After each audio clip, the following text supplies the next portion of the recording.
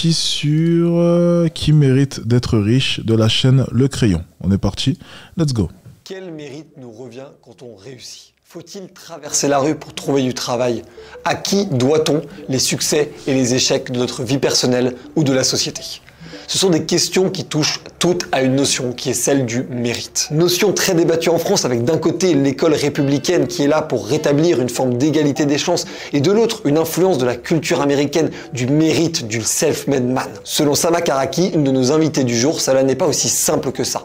Pour elle, le talent est une fiction. Dans son livre du même nom, elle déconstruit la notion de mérite, la notion de travail et la notion de talent, qui sont des concepts qui sont souvent là pour appuyer une forme de légitimité de la réussite ou de l'échec des uns et des autres. Face à elle, Sarah Salman, avocate et chroniqueuse sur les grandes gueules, qui, elle, ne voit absolument aucune raison de contester le mérite qu'ont les gens qui ont réussi. Alors la méritocratie, mythe ou réalité, glorification de la réussite des uns, justification de l'échec des autres, relativisme ambiant autour de ces questions-là, de savoir si réellement nous avons un impact dans notre propre succès, c'est le débat du jour sur Le Crayon.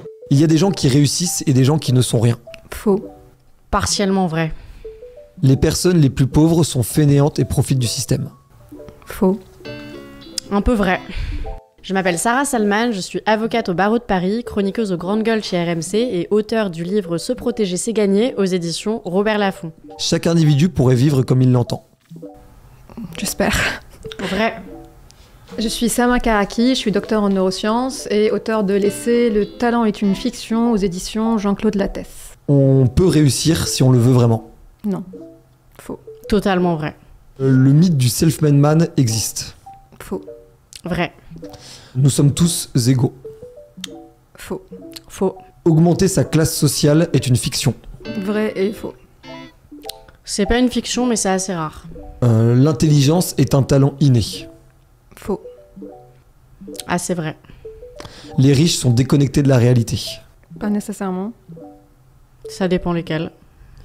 Les hommes et les femmes peuvent réussir à l'égalité si on y met les moyens. Pas de raison que ça n'arrive pas. Faut vraiment que le système y mette du sien. Le système patriarcal creuse l'égalité des chances de réussite entre les hommes et les femmes. Complètement, oui. Vrai. Faux. Les femmes subissent ce système patriarcal, notamment sur la réussite professionnelle. Vrai. Un peu vrai. Les riches ont le mérite d'avoir réussi. Faux. Partiellement vrai, tout dépend comment ils ont obtenu leur argent. Ne pensez pas une seule seconde que si demain vous réussissez vos investissements ou votre start-up, la chose est faite. Non. Parce que vous aurez appris dans une gare. Et une gare, c'est un lieu où on croise les gens qui réussissent et les gens qui ne sont rien. Est-ce qu'on se retrouve dans un système où la réussite dicte ce qu'on obtient de la vie? Et est-ce que ce système est juste? Est-ce qu'il est logique qu'on obtienne plus de choses de la vie grâce à la réussite? Alors déjà, quand on entend cette vidéo, on comprend que la réussite, telle qu'elle est prononcée par le président de la République, correspond à une forme de réussite qui est, je pense, J'aime bien la regarder ces petits bracelets Van Cleef. Elle a peut-être quelque chose comme 8-9 000 euros. Et d'ailleurs, juste en dessous, c'est peut-être un quartier. Donc 8-9 000 euros de Van Cleef sur le poignet avec un quartier, je crois. J'ai pas bien vu. Donc elle doit avoir en tout cas minimum 10-15 000 euros sur le poignet, quoi. Pas mal pour celle de gauche. Elle est venue dans le thème. Pour lui une réussite économique et qu'il y a une confusion très grave entre ce qu'on a et ce qu'on est. Et donc quand il ne dit pas les gens qui n'ont rien, il dit les gens qui ne sont rien. Et donc en fait ce n'est pas juste ce qu'on obtient de par notre réussite, mais aussi ce qu'on est dans notre être. Donc il y a une confusion entre l'estime qu'on peut porter à un être humain dans sa complexité et puis à l'évaluation qu'on peut mesurer sa richesse ou sa réussite, notamment scolaire ou professionnelle. Je pense qu'il oublie de préciser qu'il y a une dichotomie entre la réussite personnelle et professionnelle. Donc là où je vous rejoins, c'est qu'il parle uniquement de la réussite professionnelle et purement économique. Il y a quand même une petite dose de mépris et de condescendance quand on entend cet extrait. C'est vrai. Là, par contre, je vais être totalement... D'ailleurs, je me suis dit, bizarre hein, pour un président, ce genre de parole, mais j'imagine que c'était avant, je pense. Cette petite gaffe, ça devait être avant. Parce que qui ne sont rien, qui n'ont rien, oui, qui ne sont rien, c'est un peu plus dur quand même, surtout de la bouche d'un étudiant. Attends, moi je vois très bien la vision qu'il a. Moi par exemple, je vais prendre l'exemple de la société. Aux yeux de la société, ça veut dire qu'ils ne sont rien. Effectivement, oui, lorsque tu es éboueur, enseignant, enfin bref, lorsque tu es boulanger, peu importe, lorsque tu as des métiers comme cela, effectivement, aux yeux de la société, tu n'es rien. Voilà, tu es un petit soldat comme cela.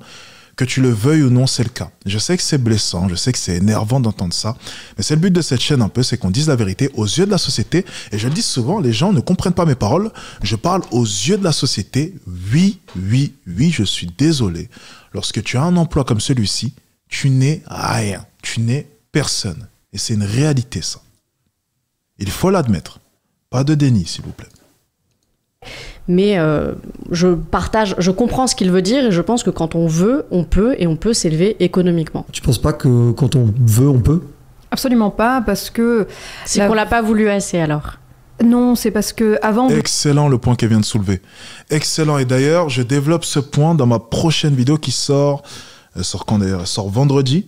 C'est super intéressant parce que je dis, si tu veux réellement quelque chose, tu l'as.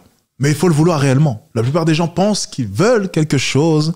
Disent qu'ils veulent quelque chose, mais ils ne veulent pas réellement cette chose. Lorsque tu veux réellement quelque chose, tu l'as. L'important, c'est de participer à ce genre de conneries. Ça, c'est des phrases pour les personnes qui ne veulent pas réellement les choses. Lorsque tu veux quelque chose à 100%, tu l'as à 100%. C'est aussi simple que ça. Tu ne feras pas forcément partie des meilleurs, mais tu atteindras un certain niveau. Tu feras partie des meilleurs. Ça, c'est une certitude. Certitude. De vouloir, il faut avoir accès à cette volonté. Ça veut dire qu'il faut qu'on ait accès aux capitaux informationnels qui nous précisent d'ailleurs où on met cet effort. C'est-à-dire que cet effort, on le place dans un environnement qui nous présente en fait les voies, nous facilite l'accès aux voies. Donc le travail est nécessaire, mais il ne résume pas. Et cette volonté est nécessaire, mais elle ne peut pas, on peut pas réduire la trajectoire humaine à cette disposition individuelle. Parce que on est d'ailleurs, on peut regarder des études à la fois sociologiques et à la fois neuroscientifiques qui nous montrent que des enfants à partir de l'âge de 5-6 ans sont déjà déterminés beaucoup plus que par leur potentiel d'origine à réussir ou pas dans les voies que le système finalement évalue comme étant les voies de valeur, de prestige et donc selon ce que dit le président de la République sur les voies d'entrepreneuriat et de réussite économique. Et donc, est-ce qu'un enfant de 5-6 ans n'a pas assez voulu ou ne va pas assez vouloir, ou est-ce que déjà on ne peut pas parler des moyens qui sont déjà à cet âge-là, et ça, il y a des sociologues comme Bernard Laïc qui travaillent sur sur les sociétés, les privilèges de naissance ne sont pas très différents de l'aristocratie, la méritocratie, et donc une autre forme de tyrannie qui, cette fois par contre, légitime les inégalités sociales en les renvoyant à l'individu, à son effort et à sa volonté, mais en fait c'est toujours les conditions d'origine qui détermine beaucoup plus notre position d'art à l'arrivée. En fait, vous mettez le déterminisme au cœur de votre réflexion. Ça veut dire qu'en fonction de où on est, ça va déterminer toute notre vie. Donc ce que vous appelez déterminisme, moi je l'appelle misérabilisme. Dans la mesure où à 5-6 ans, évidemment, on n'a pas le choix. Mais après, de se dire, c'est toute la dynamique de Sartre, de se dire qu'on n'est pas défini par le passé. On est défini par ce que l'on fait. Et c'est ce que disait Roosevelt aussi. Les gagnants mettent les moyens, les perdants mettent les excuses. Donc si toute sa vie, on se dit, c'est parce que je suis né dans la mauvaise place. C'est parce que j'ai eu ça. Eh bien évidemment, on va nulle part. C'est à nous de trouver les ressources qui sont gouvernées par des éléments extrinsèques et qui vont être façonnés par l'environnement. Mais c'est à nous, au fond de nous, de trouver la ressource pour s'élever et de pas toujours se dire c'est parce qu'avec cette dynamique, on oublie qu'il y a des gens qui sont partis de rien et qui sont arrivés très très haut. Il faut pas oublier que le milieu social, on se dit par exemple, ils ont tout eu. Le capital économique, le capital social, le capital culturel.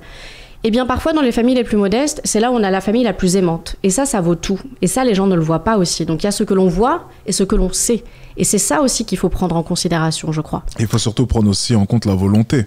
Donc, elle a un peu survolé tout cela. Mais lorsqu'on réfléchit de manière honnête, pour ce qui est de la volonté, techniquement, en naissant avec tout, la volonté est bien plus basse. On a moins envie d'acquérir ces choses parce qu'on les a déjà. On va simplement conserver le niveau de richesse, chercher à l'améliorer un peu. Certains voudront vraiment atteindre un haut niveau de richesse, mais pour la plupart, ils chercheront simplement à reprendre l'entreprise de papa ou bien conserver la richesse ou bien refaire le métier que faisait papa et rentrer du coup dans le milieu beaucoup plus facilement. La plupart des fils de riches que j'ai connus ont simplement repris l'affaire de papa ou refait le même métier que papa. fils de riche ou personne aisée. Par contre, justement, naître avec rien, c'est la meilleure manière pour avoir un haut niveau de volonté. Cette volonté, justement, de vouloir aller beaucoup plus haut et de vouloir, justement, changer de classe sociale. Donc, en fait, il y a peut-être tout un système à changer, ok, toute une compréhension, toute une manière de voir les choses à changer, parce qu'au final, notre vision, c'est ce qui va dicter nos actions. Et je pense que le plus important, c'est inculquer la bonne vision aux enfants. Mais avec la mentalité de la femme à droite, les enfants, de leur côté, niveau vision, ils resteront pauvres. Elle est en train d'éduquer les pauvres enfants à rester pauvres et devenir de pauvres adultes. Tandis qu'avec la mentalité à gauche, on va pouvoir inculquer une certaine vision, une certaine manière de voir les choses, ok, aux enfants et leur permettre ainsi de pouvoir s'élever. Et ça, c'est super important, parce que tout n'est que vision, tout n'est que perception. Donc la manière dont tu vois les choses va définir la manière dont tu vas agir. La manière dont tu perçois le monde va définir la manière dont tu vas agir vis-à-vis de celui-ci. Donc c'est super important d'inculquer, surtout à vos filles, à vos fils, peu importe, la bonne vision et la bonne manière de penser. C'est la chose la plus importante. Et elle a totalement raison. Et le sujet est super intéressant. Lorsqu'on est jeune, on a tous eu des rêves. On avait tous des rêves. Tout le monde voulait devenir astronaute, voulait devenir ceci, cela, je sais pas, devenir super riche, avoir une villa, avoir des voitures. Et puis au fur et à mesure du temps, tout cela a changé. Au fur et à mesure du temps, en grandissant, on s'est pris des gifles par la vie, peut-être par le système, peu importe, par la dureté de la vie surtout. Et puis, les gens ont commencé à changer leur perception et leur vision des choses. Et puis, t'es passé d'un gosse de 6 ans ou de 8 ans qui avait cette naïveté de penser que tout était possible à un jeune homme de 15, 16, 18 ans qui estime maintenant que finalement, tous ces rêves-là, c'était peut-être un peu trop et puis qu'au final, il va simplement faire un métier normal et essayer d'obtenir une sécurité. Tandis que tous tes rêves auparavant, lorsque tu étais jeune, c'était des rêves qui devaient s'accomplir de par la difficulté et de par le risque. Et ça, c'est super important à comprendre. Et moi, tu vois, toute cette naïveté, la naïveté que j'avais lorsque j'étais jeune, de me dire qu'avec le travail, tout serait possible, eh ben, je l'ai gardé.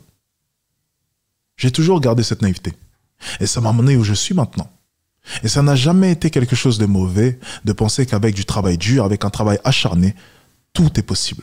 Ça n'a jamais été quelque chose de mauvais. Jamais. Même si à la fin, tu n'atteins pas tes objectifs, ce n'est pas si grave que ça parce que je te jure que tu ne seras jamais déçu du résultat. Je te le jure. Ça n'a jamais été mauvais d'inculquer ce genre de mentalité aux enfants. Si tu travailles dur, c'est possible. Et pourtant, à l'école, ça ne dérange pas de dire à un enfant que si tu révises tes leçons, chaque soir, si tu travailles dur, tu auras une bonne note. Alors pourquoi est-ce que cette manière de penser ne s'applique pas à la vie en général ? Parce que certaines choses sont un peu plus dures à acquérir et réviser une leçon, c'est bien plus simple, c'est cela ? Je ne sais pas. Pourquoi fuir la difficulté ? Et pourquoi vouloir absolument chercher la sécurité ? Bien. Alors, j'entends le terme misérabilisme et je vais le remplacer par réalisme. Ça veut dire que, et je ne vais pas citer Roosevelt, parce que pourquoi citer Roosevelt ? C'est pas non parce plus que je l'aime penseur. beaucoup. Oui, voilà, mais c'est personnel. On va citer en fait l'ensemble d'états actuels de connaissances sur ce que font les inégalités à notre cerveau. Ça veut dire à ce cerveau sur lequel reposent nos compétences. Et en fait, la nourriture même que nous avons dans ce foyer, l'amour, d'ailleurs, que je rajoute à ces capitaux que nous n'avons pas d'une manière égale, le soutien, les capitales informationnelles, culturelles, sociales, économiques, l'espace que nous avons pour réviser nos cours, la profession de nos parents, bien sûr. Si on regarde un peu les chiffres en France, on voit que ça n'a pas trop bougé. Et donc, en fait, tout cela n'est pas un déterminisme fataliste. Tout cela a une étendue écrasante par rapport à ce que nous pouvons en tant qu'individus amener. Ça ne signifie pas qu'il n'y a pas de survivants. Mais ces survivants, en fait, on parle de biais de survivants quand on dit qu'il y a quelques personnes qui échappent à une condition et on considère que ces personnes-là vont en fait biaiser la représentativité du réel. C'est pas parce qu'il y en a qui arrivent des classes populaires qu'on va dire que la mobilité sociale existe. Et donc ce n'est pas fataliste, et je tiens à le préciser, je ne dis pas qu'il n'est pas possible de contrer ces déterminismes. C'est justement, ce doit passer par une prise de conscience de la présence de ce déterminisme structurel qui nous permet, et l'histoire le montre, de nous organiser collectivement pour les soulever. Ça veut dire que quand les femmes, par exemple, se sont dit « Ah, ben, il y a quelque chose qui fait que nous n'avons pas accès aux mêmes privilèges et aux mêmes rétributions sociales que les hommes », ce n'est pas une femme qui a dit « Je vais travailler de moi-même et je vais contrer mes déterminismes ». En fait, il y a eu une organisation collective qui a suivi cette prise de conscience. Et donc, en fait, le déterminisme n'est pas fataliste, il ne peut être démantelé que par une prise de conscience suivie d'une organisation collective. Alors, je suis assez d'accord sur la prise de conscience, mais ça montre que si certains, ce que vous appelez survivants, que je qualifierais de héros plus que de survivants, non mais quand on part de rien et qu'on arrive très haut, pour moi, ça force l'admiration. Donc si certains ont réussi, l'idée c'est de se dire qu'on peut tous y arriver. Moi je pense qu'il faut voir le verre à moitié plein et pas à moitié vide. Si on regarde les statistiques des grandes écoles, bien sûr que vous avez raison. On regarde les professions des parents, on prend l'École nationale de l'administration, effectivement. Mais c'est surtout prendre en compte, et c'est pour ça qu'on parle pas de volonté, c'est combien ont la volonté. Ça veut dire que je suis pas en train de dire qu'elle a totalement tort, mais je suis simplement en train de dire qu'on parle pas de volonté, combien ont la volonté, combien veulent réellement les choses. Et c'est une réalité. Mais toutes les statistiques sont faussées au final. Elles sont toutes faussées. Parce qu'en fait, on prend des personnes qui n'ont pas forcément cette volonté, cette motivation de faire certaines choses, et on les mélange aux personnes qui ont réellement la motivation. En fait, il faudrait simplement prendre la stat de toutes les personnes qui ont réellement envie et toutes les personnes qui ont réalisé. Tu vois, tout simplement. Et sur toutes les personnes qui ont réellement envie, je suis sûr d'une chose, c'est que le pourcentage est très élevé. Et quand bien même elles n'atteignent pas de hauts résultats, des résultats vraiment rêvés, effectivement, l'élite de l'élite, les héros, peu importe comment est-ce qu'on les qualifie, eh bien, je suis sûr qu'elles obtiennent un très bon résultat quand même. Un résultat qui est très honorable. Donc en fait, on est en train de mélanger un peu tout le monde, tu vois, et les statistiques, du coup, elles sont totalement faussées. Les statistiques ne sont pas bonnes. Je ne prendrai pas ces statistiques. Je ne peux pas mélanger le TikToker du coin, un abonné qui est dans le business, qui vient à mes cours à l'académie, qui suit toutes mes formations. Je peux pas les mélanger, les deux. C'est impossible. Je dois être en mesure de pouvoir les différencier. Donc la stat, quoi qu'il arrive, peu importe les stats qu'on peut sortir, elles ne sont pas bonnes. Je suis désolé. Et on m'a sorti d'ailleurs la stat la dernière fois. Oui, mais regarde les statistiques des auto-entrepreneurs, surtout ceux qui se lancent, combien arrêtent au bout de la première année. Mais putain de merde. Même les Uber au début, ils sont en mode auto-entrepreneur, si je me trompe pas. Enfin bref, peu importe, je sais même pas si c'est vrai, mais on s'en fout. C'est pour te dire que tout le monde fait auto-entrepreneur. On s'en fiche totalement. Tout le monde lance comme ça auto-entrepreneur à tout va pour facturer des clients, peu importe. Ça ne veut pas pour autant dire que c'est des personnes qui ont une réelle détermination. Donc même dans le chiffre, dans la stat vis-à-vis des auto-entrepreneurs, ceux qui commencent, c'est faussé. C'est faussé. Je le répète encore une fois. Vouloir réellement quelque chose, la réelle volonté, lorsque tu veux réellement quelque chose, tu l'as. Mais combien de personnes veulent réellement quelque chose, veulent réellement les choses? C'est différent. On enchaîne. Effectivement, les enfants d'ouvriers, je crois que c'est moins de 5%, il me semble, pour ne pas dire moins de 1%. Donc là, vous avez raison. Mais plutôt que de voir les choses de façon négative en se disant « les chiffres sont là, tout est comme ça », je pense qu'il faut aller de l'avant et se dire « oui, quand on veut, on peut ». Et je vais vous dire, les classes modestes ont une chose en plus que n'ont pas les gens aisés. Ils ont la rage de réussite. Et ça, excellent, excellent le point qu'elle est en train de soulever. Et j'en parlais techniquement, lorsque tu viens d'en bas, t'es censé. Parce que c'est pas le cas. En fait, et même, je veux dire une chose, c'est cruel, mais je vois des personnes qui sont nées avec tout avoir beaucoup plus à dalle que des personnes qui ne sont nées avec rien. Et j'ai jamais compris ça. Ça, par contre, vraiment, je n'ai jamais compris cela. Jamais. Je vais vous dire, c'est ce qui vous permet d'aller encore plus loin. Parce que si vous venez d'un milieu aisé, où vous avez eu aussi, je rajouterais, l'amour de vos parents, parce que vous pouvez venir d'un milieu aisé et en avoir beaucoup bavé, et ça, les gens ne le savent pas. Eh bien, vous avez la rage. Alors, je vais lire ton commentaire. Les enfants de familles riches ont plus de capitaux culturels, corporels, économiques, donc tout le monde n'a pas le même point de départ. Je vais répéter encore une fois. Là, on te parle de mentalité. Tu vois, par exemple, elle vient de le dire à l'instant. C'est intéressant.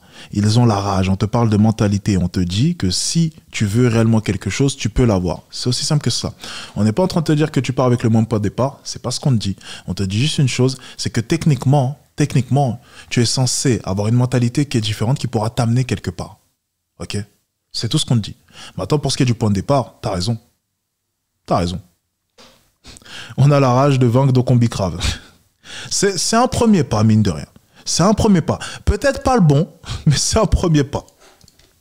Si vous avez tout eu sur un plateau, mais pourquoi auriez-vous la rage, la dalle, pour vous bouger le matin? Merci. Oh putain, mais je l'aime bien cette blonde-là. Je l'aime bien, elle.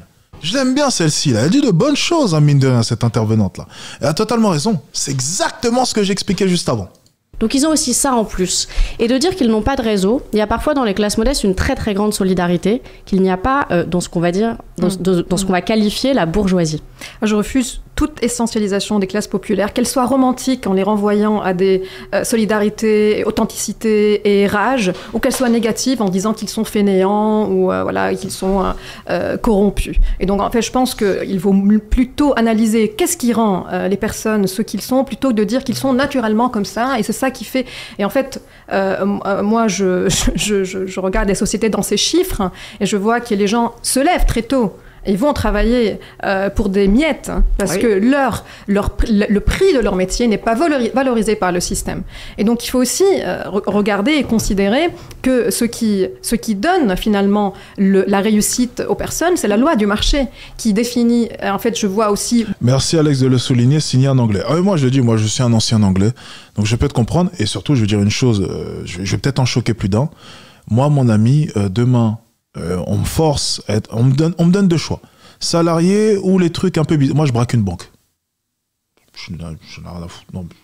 Non, je vous parle. Sérieusement, c'est pas grave. Vous pouvez me critiquer. On me donne le choix, vraiment. Genre, j'ai pas le choix. Je peux plus faire de business. On me dit non, tu peux plus lancer de business. Ok, dans un monde imaginaire. On me dit t'as le choix. Soit la délinquance, soit le salariat. Je braque une banque.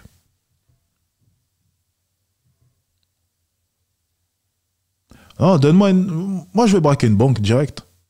Et je te fais un plan propre, hein, par contre. À la Casa de Papel. Hein. Je te fais ça bien. Ne vous inquiétez pas. Tout est là. On va bien étudier le schéma de la banque. Vous inquiétez pas. On va faire ça propre. On va aller braquer la banque. Et je vais aller en braquer une deuxième et une troisième. Et après, je m'arrêterai. Oh, je vous le dis honnêtement. Rien à foutre. Alors. Beaucoup de gens de classe favorisée qui passent leur journée à travailler sur eux-mêmes et leur développement personnel, et je suis en train de me chercher. Et donc, cette notion de travail est complètement démunie de son sens, parce qu'elle n'a rien à voir avec l'effort, et elle n'a rien à voir finalement, est-ce qu'on fait des heures de la lenteur de tous les jours. Donc, les corps usés des ouvriers, c'est... Je vais lire son commentaire. Dangereux de dire ça. Dose pour les abonnés, c'est pas dangereux. C'est pas dangereux. Je le dis. Ici, on est honnête. On s'en fiche totalement. Si j'avais pas de solution, si je pouvais pas lancer de business, parce que vous pouvez lancer un business, c'est d'ailleurs pour ça que je suis là. Vous avez le lien en description et le lien en bio. Et le lien en commentaire épinglé d'ailleurs avec toutes mes formations sur le business. S'il n'y avait pas le business, ok, imaginons si j'étais né paysan. Donc on revient à plusieurs années auparavant. Et si, lorsque tu naissais paysan, tu mourais paysan, il y avait les aristocrates, les riches de leur côté, et que du coup il n'y avait aucun moyen, imaginons, pour pouvoir monter au niveau social. Mais je serais parti les braquer, je le dis honnêtement, je m'en fiche totalement. Tu me donnes... Enfin, il n'y a aucun autre chemin. Je fais comment? Je pars braquer. C'est tout. Mais je resterai pas comme ça c'est sûr. C'est un phénomène objectif qui nous montre que le travail dans le monde libéral dans lequel nous sommes n'a pas de valeur telle qu'on l'entend, parce que bien sûr je peux comprendre que le mérite quand on le dit, ça a quand même un vocabulaire positif. Oui. Alors d'où vient l'idée que les enfants de familles défavorisées ont la rage au plus que celle des familles aisées? Justement, c'est le point que je souligne, c'est que ça c'est drôle de voir à quel point ce que j'ai pu remarquer, et j'en ai parlé il y a de ça quelques minutes, peut-être que tu n'as pas entendu, j'ai pu remarquer justement que les gosses de familles aisées, de manière générale, avaient beaucoup plus d'ambition que les gosses qui venaient des milieux défavorisés. Et c'est ce que je trouve un peu incohérent. Tu vois, c'est ce que je trouve vraiment incohérent.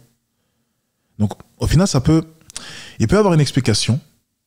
Il y a aussi la manière d'éduquer les enfants. Tu sais, c'est des parents. Ce qu'il faut comprendre, moi, j'essaie de comprendre vraiment les gens. C'est le plus important. Je me fie pas aux statistiques. J'essaie de comprendre les choses et je regarde par rapport à ma vie parce que j'ai vécu dans les quartiers. Et j'ai eu des parents aussi, tu vois. J'ai des parents, d'ailleurs, toujours. Et moi, l'explication que je donne, c'est simple. T'as des parents. T'as des parents qui gagnent, je ne sais pas, mais quelques euros par jour. Ok? Ils triment chaque jour. Chaque fois que mon père a obtenu ne serait-ce que 10, 20 euros, c'était après avoir sué encore et encore. Donc pour eux, l'argent, c'est quelque chose de très dur à acquérir. On est bien d'accord? Bien. Donc à partir de là, déjà, leur éducation s'adapte en conséquence. L'argent, c'est quelque chose de dur à avoir. Ok? Il faut assurer une sécurité. Il faut que tu t'assures d'avoir de l'argent. Ok? Et donc, il faut que tu rentres dans le moule. C'est super important pour qu'on assure la réussite parce qu'on ne joue pas avec l'argent. Super important. Et donc, tu conditionnes déjà l'enfant. Tu conditionnes l'enfant, encore et encore. Donc après, dans ces moments-là, généralement, il y a deux solutions dans le quartier. T'as soit les gosses qui vont faire des études, soit un peu comme ça, ou bien vraiment les faire, soit les gosses qui vont sombrer dans la délinquance. Il y a deux solutions, tu vois. C'est généralement une des deux. Parce que l'environnement, les amis, les mauvaises fréquentations te font pencher de l'autre côté. Et puis ensuite, il y a les autres qui vont simplement entrer dans le moule. Ok ? Ça, c'est une réalité. Dans les milieux aisés, tu vois, c'est un peu différent. Généralement, il y a deux classes, tu vois. Il y a vraiment deux grosses classes. Vraiment, je peux remarquer vraiment deux profils de gosses. Il y a celui qui va suivre les traces de papa ou maman, peu importe, ok, pour ne pas en citer qu'un, hein, sinon on va dire oui, c'est tout le temps les hommes avec toi. Non, papa ou maman, qui va suivre les traces. Du coup, papa est médecin dans les milieux aisés. Papa est médecin, ben du coup, je vais devenir médecin. Papa était avocat, du coup, je vais devenir avocat. Ok, papa était avocat, papa était pilote, ben je vais faire à peu près ça, ou bien je vais faire un chemin un peu comme papa ou maman, peu importe. Et puis ensuite, il y a ceux qui sont vraiment qui ont faim, qui ont la dalle. Et tu vois, moi, des fois, je voyais des types qui venaient me voir. Oui, mon père était médecin, mon père était ceci, mon père était cela. Et pourtant, ces mecs-là sont devenus riches, super riches. Et ça, par contre, je vois énormément de ce type de profil. Et tu peux pas leur enlever leur mérite. Parce qu'un jour, une personne m'a dit, oui, mais son père était médecin. J'ai dit, oui, mais c'est pas parce que ton père était médecin et gagnait peut-être 8 ou 9 000 ou 10 000 euros par mois que t'en viens un jour à générer plusieurs millions d'euros. Je ne sais pas dans quel monde il faut croire qu'une personne qui a un papa qui a fait 9 000, 10 000, 15 000, même 15 000, 20 000 euros, imaginons même un médecin à 20 000 euros, même si un médecin généraliste à 20 000 euros, c'est très rare. Soyons tout à fait honnêtes. Un papa qui a fait 20 000 euros par mois et un gosse qui en vient à générer plusieurs millions chaque année. Tu ne peux pas lui enlever son mérite, justement. Tu ne peux que le féliciter. Moi, je ne peux que le féliciter d'avoir eu un papa, justement, qui pouvait lui offrir une belle vie, mais d'avoir refusé le chemin classique qui lui était proposé et d'avoir tenté des choses. Je peux que le féliciter pour ça. Parce que pour moi, dans mon esprit en tout cas, c'est bien plus dur de tout avoir et de se dire quand même, ben tu sais quoi, je vais aller faire les choses par moi-même et je vais avoir plus. Pour moi, c'est bien plus simple de rien avoir et de me dire, ben je vais aller chercher plus. Par contre, tout avoir et me dire, je vais aller chercher plus, dans mon esprit en tout cas personnellement, je trouve ça bien plus dur. Après, je sais pas comment est-ce que vous voyez les choses. Moi, c'est juste que j'ai une mentalité comme ça. C'est lorsque je n'ai rien que je suis réellement déterminé. C'est lorsque c'est la merde, il n'y a plus rien à manger, que j'ai vraiment envie de manger. C'est lorsque l'assiette est vide que j'ai envie d'aller chasser. Mon mental, il est fait comme ça. Par contre, si tu me mets toi à disposition, si tu me donnes tout, j'ai plus envie. J'ai plus envie. Ça n'a plus de saveur pour moi. Ça n'a plus de saveur. On enchaîne. Que ça nous libère de la tyrannie des privilèges de naissance. Or, le travail aujourd'hui n'est pas corrélé à la réussite que j'obtiens. Et donc, Les médecins généralistes sont les pauvres de la médecine. Je sais, t'inquiète pas. Le pire, c'est que je sais, t'inquiète pas. Généralement, c'est médecin généraliste, gynéco, et ensuite, après, ça monte. Tu vois, ben, généralement, les médecins généralistes, c'était les... Alors, il faut savoir comment est-ce que ça fonctionne, les concours, le concours en médecine. Ceux qui ont la meilleure note ont le choix après au niveau de leur... Bref, on s'en fout. Bref, on s'en fout totalement, c'est pas le sujet. Allez, on enchaîne. Et je reviens juste à ces personnes qui échappent à leurs conditions. Ces personnes ne sont pas pour autant des self-made. Ils sont manigancés les circonstances de la vie autrement.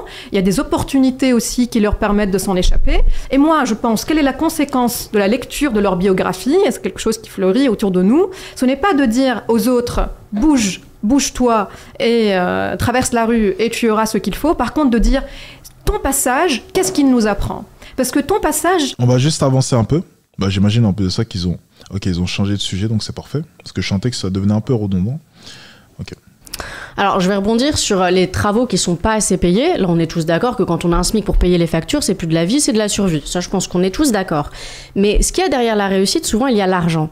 Et l'argent... Tu penses que tu aurais la même mentalité si tu avais tout eu? Comment est-ce que je me vois maintenant, là? Je pense pas. En fait, j'aurais été... Si j'avais la même compréhension que maintenant, j'aurais été énervé d'être né avec tout. J'aurais été énervé. En fait, ça serait comme me spoiler la fin de... je sais pas, la fin d'une bonne série, tu vois. C'est nul, on te spoil. Ça n'a plus trop de saveur. Mais c'est pareil pour moi. La vie, pour moi, c'est un jeu. Lorsque je vois ma vie, c'est un jeu. Je vous jure, lorsque vous vivez la vie que je vis, imaginez-vous simplement, ma vie, c'est quoi? C'est jouer. Je joue constamment, je peux faire ce que je veux. J'essaie de créer des choses, j'essaie de lancer des choses. Des fois, je me rate, des fois, je réussis. Mais c'est ça la beauté de la vie. Pour moi, la vie, c'est un jeu. Je suis libre. C'est ça que j'aime. Je suis parti d'en bas. J'ai trimé comme un malade pour essayer de faire en sorte que mes visions se réalisent. J'ai visualisé chacune des choses que j'ai à l'heure actuelle. Chacun des jolis restaurants où je vais, je les ai visualisés là dans mon 7 putain de mètres carrés, ma chambre de 7 mètres carrés. J'ai visualisé chacune des choses, le caviar, tout. Et je l'ai fait. Ça, c'est beau. Ça, c'est fun. Par contre, si on m'avait tout spoilé, et j'avais mangé du caviar depuis tout petit, j'avais fréquenté des beaux hôtels depuis tout petit, j'avais voyagé en business class depuis tout petit, j'avais de beaux appartements haussmanniens comme ça depuis tout petit, quelle saveur, je ne sais pas. Est-ce que j'aurais réellement eu envie? Je ne pense pas. C'est pas juste, je vais distinguer deux choses, l'argent qu'on a hérité, gagné au loto, et l'argent qu'on a gagné à la sueur de son front. C'est pas exactement la même chose. Qu'on a hérité, oui, mais c'est pas... Dans ce cas-là, il y a la valeur pécuniaire et la valeur symbolique. Ce qu'il y a derrière l'argent, c'est la persévérance, la créativité. On ne devient pas riche en étant salarié à 2000 €. À la fin, vous aurez peut-être 3005 si vous avez été un bon soldat. Mais vous ne serez pas riche pour autant. On devient riche parce qu'on a pris des risques, parce qu'on a été audacieux. On devient riche parce qu'on est sorti des sentiers battus et parce qu'on a pris des risques là où des gens n'ont pas voulu en prendre. On est sorti de sa zone de confort et de la sécurité. Donc oui, ça doit être récompensé parce qu'on parle des entrepreneurs qui ont réussi et pas de ceux qui ont échoué. Donc ça veut dire qu'on a fait preuve de créativité et que cette richesse est largement méritée. Si jamais on devenait riche en travaillant bien à l'école, en gagnant un salaire et en évoluant dans la même société toute sa vie, ça se saurait. C'est pas comme ça qu'on devient riche. Et donc la réussite des gens qui ont gagné leur argent, je ne parle pas des héritiers, est largement méritée. Est-ce que toi, Sarah, du coup... Ok, ça s'appelle Sarah. Merci Sarah. Ça me va droit au cœur. Merci. Ça me fait plaisir. Puis de ça, tu vois, Van Cleef. On est connectés, toi et moi, Sarah. On est connectés. J'aime bien ces propos. C'est surprenant de voir une femme, on allait encore me critiquer, mais même en France, ce type de mentalité-là, en plus chez une femme, c'est assez surprenant. J'avoue que je ne peux pas être en désaccord avec ces propos, pour l'instant, c'est véridique dans tous les cas. Tu as le sentiment que tu ne mérites pas ce qui t'arrive? Ah non, franchement, j'ai tellement bossé, je considère que je n'ai pas... En fait, je considère que j'ai pas été aidée, j'ai peut-être été aidée indirectement. Voilà, mais je considère que j'ai pas tout eu comme certains autour de moi. Alors là, absolument pas, contrairement aux apparences. Mais du coup, à quoi on juge le mérite, selon toi? Bah, quand t'as pas tout qui tombe sur un plateau et que tu dois te bouger par toi-même et gagner ton argent toi-même, a priori, c'est que ça tombe pas sur un plateau. Enfin, moi, je connais des enfants, et tant mieux pour eux, qui ont absolument tout sur un plateau, qui travaillent dans l'entreprise de leurs parents. Pourquoi pas? C'est pas une... Vous savez, pour couper un peu le truc, il y a une phrase, parce que c'est très intéressant ce qu'elle dit, mais je vais la laisser finir et puis en même temps, je vais mettre en même temps une phrase que j'ai vue ce matin. Critiques qui n'ont pas forcément réussi leurs études, mais on a trouvé une solution pour contrecarrer. On a pris une école de commerce très chère et ça s'est bien passé. On a fait ce qu'il fallait pour que sur le papier, ça va. Et bien ça, je considère qu'il n'y a pas fondamentalement de mérite parce qu'il y a toujours un filet de secours. Je considère que quand on s'est bougé soi-même, alors on a un environnement culturel, on a un carnet d'adresses peut-être qui arrive, mais quand on se bouge soi-même, moi je considère absolument pas que je ne le mérite pas. Vous avez fait quelque chose de ces privilèges? Oui. Alors en fait, il y a une métaphore que j'aime bien, je ne sais pas si vous savez, si vous connaissez cette métaphore de la course avec les personnes qui ont une position de 50 mètres et d'autres qui ont de 100 mètres. Alors voilà, avec, si vous voulez, les 50 mètres entre les deux, c'est les privilèges, ça veut dire les coups de pouce qui ont été donnés par les capitaux d'origine. Mais en fait, Sarah, si vous avez couru que 50 mètres par rapport à ceux qui ont couru 100 mètres, vous avez quand même couru. Et ça vous donne cette illusion que c'est cette course. Alors vous êtes arrivé. Donc pas encore. Ce qui peut donner l'illusion que c'est parce que vous avez couru, peut-être que vous avez couru très vite. Et ben en fait, c'est ça qui explique votre réussite par rapport à ceux qui ont commencé. Parce qu'on partait pas au même point. Voilà, donc en fait, alors que cette mesure, elle est impossible. Ça veut dire qu'en fait, pour revenir à ces études de famille, les conditions qui nous écrasent ou qui nous poussent en avant nous sont invisibles et sont multifactoriel. Ça veut dire que ça peut être votre environnement amical, par exemple. Ça peut être les profs que vous avez eus, le regard qui a été porté sur vous, votre apparence physique qui a fait de vous une chroniqueuse aujourd'hui en France. Parce que c'est pas par hasard. J'espère pas que donc, je suis là que pour mon physique, quand même. Cela joue, et ça, c'est chiffré aussi d'une manière universelle. À la radio, beaucoup moins, quand même. Mais je ne dis pas que c'est parce que vous êtes une belle femme qui vient d'une belle famille que vous êtes ce que vous êtes aujourd'hui. Je dis que tout cela rajoute des points de privilège qui le biotype privilège. Bien sûr, elle a raison. privilège pour vous existe. Voilà. Et en fait, bien sûr qu'il existe. Non, pas mais pour c'est une moi. question. Non, mais je vous pose la question à vous. Ah là, par contre, je vais lui donner raison. Elle a totalement raison, totalement vrai. Et apparemment, elle vient d'une belle famille. Bah oui, c'est des points en plus. Mais il faut simplement le reconnaître et puis dire, oui, elle a totalement raison. Mais ce n'est pas pour autant que les autres derrière ne devraient pas courir. Voilà. Et je pense que le monde est bien beau comme cela. Le monde est beau avec des gens riches, des gens qui partent un peu plus tôt, un peu plus tard. Enfin, le monde est bien comme cela, moi, je trouve. Moi, j'adore justement savoir que d'autres sont partis avec beaucoup plus d'armes que moi. Moi, j'aime ça. Je vais aller m'équiper, justement, c'est le but. Et puis, c'est drôle de voir à quel point, parce qu'au final, à la fin, on va toujours récompenser, beaucoup plus récompenser le self-made. Parce que même maintenant, et je peux vous le dire, les mecs qui réussissent, lorsqu'on est à des dîners, ils ont honte de dire que leur famille était riche. Et certains s'inventent apparemment des carrières de self-made. Certains prétendent que ah non, je me suis fait tout seul. La preuve que le self-made sera toujours récompensé. Donc soyez contents, les gars, de partir de rien, justement, où vous allez voir lorsque vous allez réussir. C'est une fierté de dire que vous êtes parti de rien. Je vous jure que c'est une fierté. Et les gens vont vous admirer à chaque fois que vous allez dire. Chaque fois que je dis que je suis parti de rien, chaque fois que je peux montrer des vidéos de moi, il y a de ça 4 ou 5 ans, pour moi, c'est une fierté. C'est une fierté de montrer que c'était la merde et que je me suis bougé le cul. C'est une fierté. Et si j'étais né riche, avec un papa riche, ben, ça aurait été une fierté de dire, ben, mon père, il a fait ci ou il a fait ça. Mais c'est sûr que c'est bien plus gratifiant de dire que c'est toi. C'est sûr. Voilà. Mais c'est bien aussi d'être fier de ce qu'a accompli son papa. C'est aussi bien. Il existe, c'est au niveau du recrutement, c'est au niveau même des notes que nous donnons aux élèves. Parce que moi, je pense qu'il existe. Bah, très bien, donc ça nous fait Un point en commun. Un point de convergence. Donc, mais ça ne signifie pas que on n'arrive que par ce privilège-là. Voilà, donc la phrase, les gars, la citation que j'ai retrouvée, je la trouve super intéressante, j'avais envie de vous la lire, je vous dis honnêtement. C'est à quel point aurais-tu j'essaie de traduire, à quel point aurais-tu eu de grands rêves si tu avais su que tu ne pouvais pas échouer. Et ça, les gars, j'ai vu cette phrase ce matin, ça m'a fait sourire. J'ai vu cette phrase ce matin, ça m'a fait sourire, je vous jure. J'ai vu cette phrase, excusez-moi, et je me suis dit, waouh, ça, c'est puissant. Et juste réfléchissez à ça. Tous les jeunes qui me regardent actuellement, juste pensez à cette phrase, juste pensez à ça. À quel point tes rêves auraient été grands si tu avais su que tu ne pouvais pas échouer. Réfléchissez à ça, les gars. Réfléchissez à ça, les gars, je vous jure. Juste réfléchissez à cette phrase. C'est tellement puissant. C'est une des phrases les plus impactantes que j'ai lues. Et c'est terriblement vrai. Terriblement vrai. Si tu comprends cette phrase, terminé. Tu as la bonne mentalité. Et je vous jure, et les gens qui réussissent, tu vois, ils sont persuadés de ça. Ils sont persuadés qu'ils vont réussir. C'est la conviction, les gars. C'est toujours beaucoup plus complexe et beaucoup plus multifactoriel. C'est plurifactoriel. Ce qui est intéressant, c'est de se demander, est-ce que si je laisse tomber... J'avance un peu le débat. Désinciter à la prise de risque. Ah, ça peut être bien ça. C'est un bon sujet. Est-ce que, du coup, il n'y a pas aussi, dans le discours que vous portez, une forme de désincitation, on va dire, à la prise de risque, au fait de se battre, parce que de toute façon, les forces sont externes et que de toute façon, on n'y peut rien devant la masse de statistiques très factuelles et sur lesquelles vous êtes... C'est faux, les statistiques sont faux. Les gars, mais montrez-moi un gars... Non, mais attendez.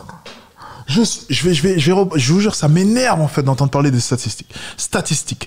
Montrez-moi un gars, ramenez-moi un gars, s'il vous plaît, qui s'est levé chaque jour super tôt, qui a bossé tout le temps, encore et encore, qui s'est consacré à 100% dans son business et qui a échoué. Genre, montrez-moi un gars, montrez-le-moi, qui au bout de 5 ans n'a pas réussi.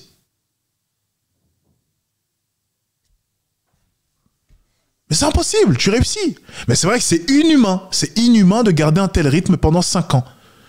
C'est pour ça que ceux qui réussissent, c'est un petit pourcentage de la population. Mais ça n'existe pas. La plupart, ils gardent leur motivation 5, 6 mois.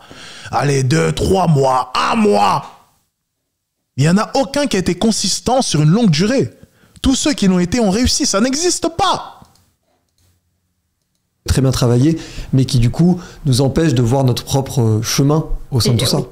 Et c'est là en fait que je refuse de considérer que avoir un regard critique sur les inégalités sociales signifie qu'on n'a rien à faire pour les démanteler. Au contraire, C'est pas juste non, on peut. Non, au contraire. C'est quand on prend conscience des inégalités, quand les ouvriers ont pris conscience de leurs conditions de travail inégales, qui se sont organisés et qu'aujourd'hui nous avons les lois de travail qui nous permettent de travailler d'une manière un peu plus digne, c'est pas gagné.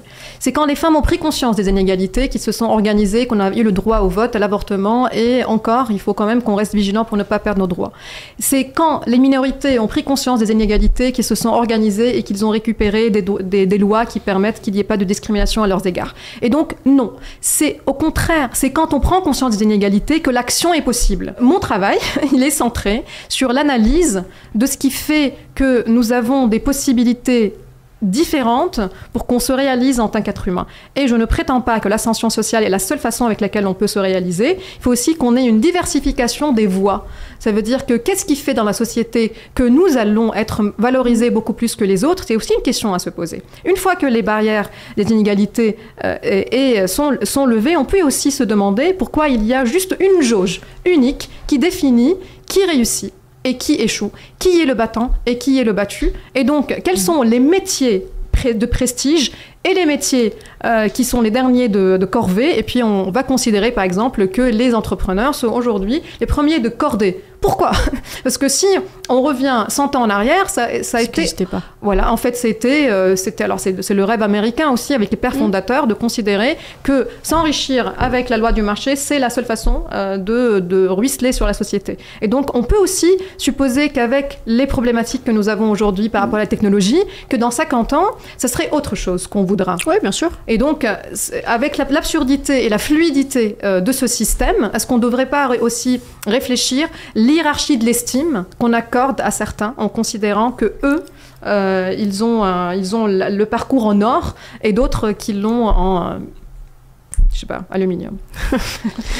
Non mais là vous avez un discours qui est plutôt positif de se dire on va réfléchir globalement. Mais la réalité c'est quand on regarde par exemple les gilets jaunes, quand on regarde plutôt des individus, ils ont juste la haine de voir que certains ont des privilèges qui selon eux sont immérités ou démérités et ça leur crée plus de la haine, l'envie de tout casser, on l'a vu avec les Black Blocs, plutôt que de se dire eh bien on va tous s'asseoir et réfléchir collectivement. Ça c'est un mythe. Je crois que ce n'est pas possible. Ils attendent des aides, ils attendent de se dire c'est à Monsieur Arnaud de nous faire un chèque en blanc. Ils attendent plus de l'aide plutôt que de se dire bon, faut pas attendre quelque chose de l'État, c'est à moi de me lever et de me dire je vais m'en sortir. Et si moi je peux pas m'en sortir parce que j'ai un travail à 1 200 €, j'ai 4 ans. Elles ont l'air plutôt d'accord sur ce sujet. Je vais avancer. Quelle solution? Tiens, les solutions, comme ça on va pouvoir clôturer la vidéo avec ça. Parce que mine de rien, ça tourne quand même légèrement un peu en rond. Elles ont pas l'air non plus. En fait, elles ont pas l'air totalement en désaccord, hein, mine de rien. Elles sont pas vraiment en désaccord. Ok? On n'est pas en face d'une femme vraiment. Celle de droite n'est pas. On n'est pas en face d'une femme qui est vraiment dans le déni, en tout cas pour l'instant. Elle a l'air d'être entre les deux. Elle comprend le principe. Elle sait sûrement au fond d'elle que c'est vrai, mais elle reste un peu plantée sur ses idées parce qu'on est dans un débat. Mais j'ai l'impression qu'elle comprend quand même. Et vous apportez quoi comme solution? Parce qu'on peut faire plein de constats, mais au bout d'un moment, qu'est-ce qu'on fait concrètement? Il y a des personnes comme vous, qui ont les mêmes parcours d'études que vous, qui luttent pour que les lois soient beaucoup plus justes envers ces personnes. Ah, moi, je suis pas parlementaire. Hein. Oui, alors mais vous êtes avocate, donc en fait, mais c'est pas moi qui édicte la loi. Qui justement, comme ce que dit Gisèle Halimi, c'est que des fois, les réalités du monde font qu'on fait évoluer aussi les lois. Il y a la jurisprudence, il y a la loi et il y a la jurisprudence. Voilà. Mais moi, je ne suis pas, je ne confectionne pas la loi, je ne suis pas parlementaire.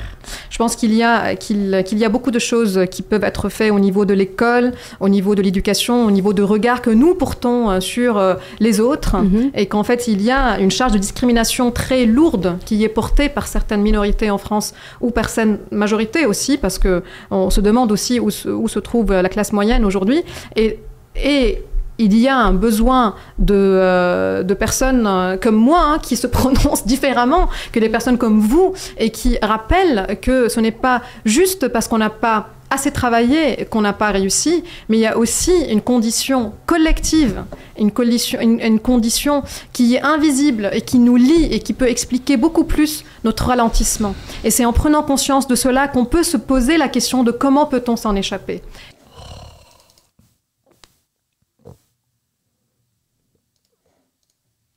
Collectivement. Et donc, ce discours s'infiltre même dans les croyances débattues des vaincus, qui finissent par croire qu'ils n'ont pas réussi parce qu'ils n'ont pas assez travaillé. Ou qu'ils ne l'ont pas assez voulu. Merci. Ah oui.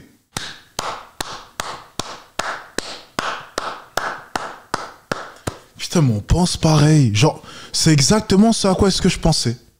C'est ce que je répète depuis tout à l'heure. Je l'aime bien, cette gonzesse. Oh, pourquoi j'ai dit gonzesse? Ils vont encore me traiter de misogyne. Oh, gonzesse, je trouve ça déplacé. Je l'aime bien, elle.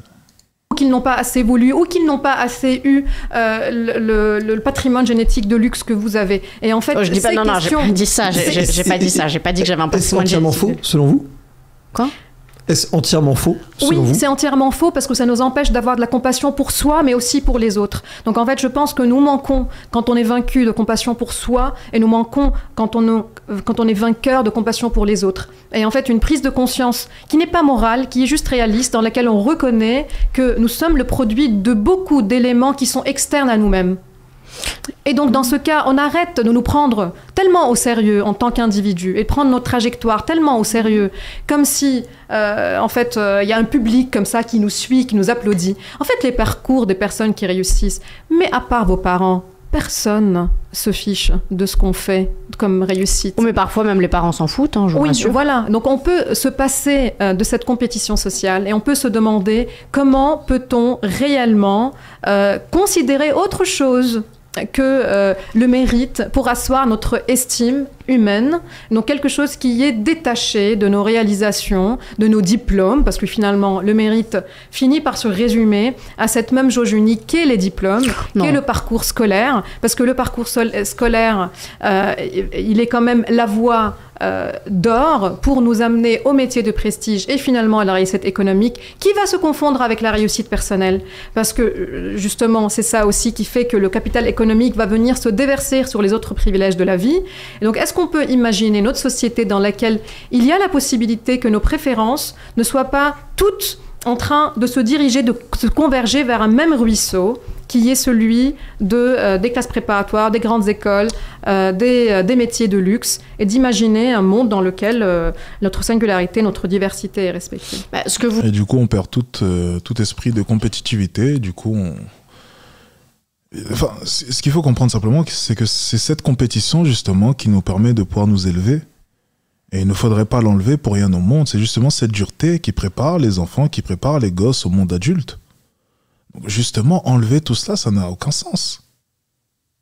Ça n'a simplement aucun sens. Il faut garder cette compétition. Il faut effectivement qu'il y ait des ratés. Il faut qu'il y ait des échecs. C'est comme ça qu'est fait le monde. C'est comme ça que l'on prépare nos enfants à affronter la dureté de ce monde. On vit dans un monde de compétition, tout n'est que compétition.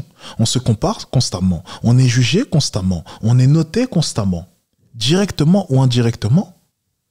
Déjà qu'au niveau scolaire, la France n'a pas un très bon niveau. Hein. À ce niveau-là, on se fait manger par les Asiatiques depuis maintenant bien longtemps. Il serait peut-être temps de fermer sa gueule et commencer à pousser les gosses à bosser un peu plus. Parce que je trouve, selon moi, excusez-moi, que les études en France, le niveau scolaire en France,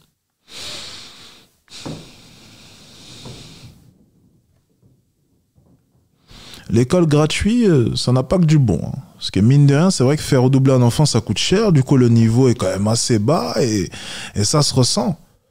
N'importe quel asiatique, allez, un élève moyen asiatique tombe sur les épreuves en français, et je pense qu'il rigole, très sincèrement, et peu importe la discipline. Ça, c'est sûr. Vous dites...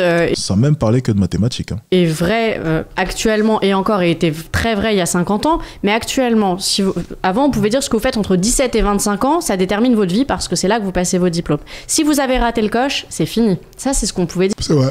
Avant. Maintenant, avec les nouvelles technologies, vous pouvez, et j'en connais, vous mettre sur votre téléphone et générer des centaines de milliers d'euros. C'est vrai, c'est vrai. Avoir un iPhone, alors il faut le payer, certes, mais il est vite rentabilisé. Je trouve qu'il n'y a plus trop d'excuses pour ne pas trouver comment faire, même sans diplôme. Parce que même sans diplôme, vous pouvez aller jusqu'au bac. Bon, après, vous pouvez pas, aussi ne pas y aller, pourquoi pas. Si vous n'arrivez pas à y aller ou si vous avez trop de difficultés, ça arrive. Mais avec les nouvelles technologies, vous avez tout un panel de nouveaux métiers qui n'existaient pas avant. Et avec ça, vous pouvez avoir 20 ans et générer énormément de revenus qui seront incertains, parce que dans 10 ans, on ne sait pas pas si ça existera toujours, mais vous pouvez réussir. Et c'était pas vrai il y a 50 ans. Mais vous continuez à confondre la réussite avec la réussite économique. Et d'ailleurs, quand vous gagnez des centaines sur votre pas moi, téléphone, hein, oui, ben vous le faites au détriment des autres. Toujours quelqu'un qui s'appauvrit. Là, je prends l'exemple de TikTok. C'est l'application qui paye les personnes, les créateurs de contenu, par exemple. C'est pas une personne physique qui paye derrière. Et c'est basé sur l'exception, sur l'exclusion des autres qui n'y arrivent pas. Donc encore une fois, on retombe. C'est le monde, c'est comme ça, c'est ainsi. Oula. Bon, on va arrêter parce que là, on est en train de se répéter. On va pas non plus répéter pendant 1 heure, encore une fois, des évidences, parce que bon, on est en train de tourner en rond. Tout a été expliqué, je pense, durant les 20-25 premières minutes de cette vidéo. En tout cas, si j'ai un conseil à vous donner, ayez plutôt la mentalité de celle à gauche. Je pense que ça vous aidera. Ok, j'ai envie de le répéter. Ça n'a jamais été quelque chose de mauvais de penser qu'en travaillant dur, tout est possible. Je vous le dis, ça n'a jamais été quelque chose de mauvais. Je veux vraiment vous le dire, c'est très important pour tous les jeunes qui m'écoutent là maintenant. Vraiment, ne laissez personne vous dire, ok, qu'il est mauvais, ok, de penser que travailler dur vous permettra de pouvoir acquérir telle ou telle chose. N'écoutez jamais de telles personnes parce que c'est généralement des personnes justement qui n'ont pas écouté leurs ambitions, qui n'ont pas poursuivi leurs ambitions et qui n'ont pas du coup réussi à attraper leurs rêves. Ils essaieront de vous faire croire que c'est impossible et que ça ne fonctionne pas comme cela. Mais par contre, tu peux être sûr d'une chose, c'est qu'une personne qui réussit te dira toujours que c'est possible. Tout le temps. Parce qu'elle a vécu la chose. Donc tu ne peux pas écouter une personne qui n'a jamais vécu cela. Tu ne peux pas demander conseil à des personnes qui n'ont pas poursuivi leur rêve. Tu ne peux pas t'attendre à entendre la vérité de la bouche d'une personne qui n'a même pas vécu la situation. N'écoute que les personnes qui ont poursuivi leur rêve un jour. Et là, ça sera déjà un peu plus cohérent. Mais écoutez des personnes qui n'ont jamais essayé. Je ne trouve pas ça très logique.